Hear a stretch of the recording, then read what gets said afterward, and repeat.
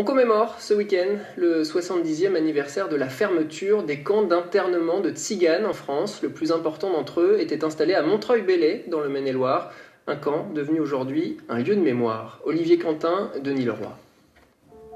Quelques hectares de champs où il ne subsiste que des pierres, on se doute à peine qu'ici il y avait des constructions. Nous sommes sur le plus grand camp d'internement tzigane de France.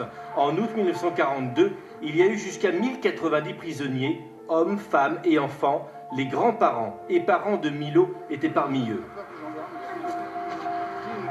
Les conditions de vie étaient catastrophiques, surtout ils mangeaient pratiquement rien. Ils étaient nourris avec des pois chiches et du pain et de l'eau, quoi.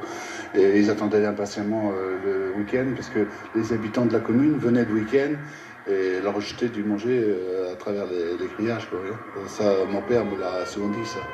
Mais ce n'est pas l'occupant allemand qui a créé ce camp d'internement, c'est le gouvernement français. Les tziganes n'ont été libérés qu'en janvier 1945. En octobre prochain, une cérémonie nationale aura lieu ici même, en présence, on l'espère, des plus hautes autorités de l'État, pour que la République présente ses regrets à la communauté tzigane. La République, elle va dire qu'elle a commis une erreur, elle a commis une faute, et que cette faute-là ne doit pas se renouveler.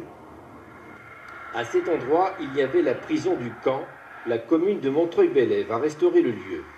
Nous avons donc décidé de l'entretenir, de remettre des portes, de consolider le dessus, de l'assécher, de l'assainir, et puis de conserver les graffitis qui sont à l'intérieur. Ce sont des inscriptions qui ont été écrites par les tziganes prisonniers d'époque.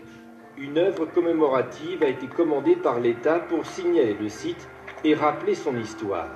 Les gens passent sur la route, mais ils voient une stèle finalement où ils ne savent pas trop ce que c'est. Il faut s'approcher devant la stèle pour voir le panneau et vraiment voir ce qui est inscrit.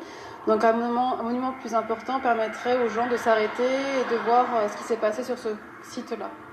Le site de Montreuil-Bellay est déclaré monument historique depuis 2012.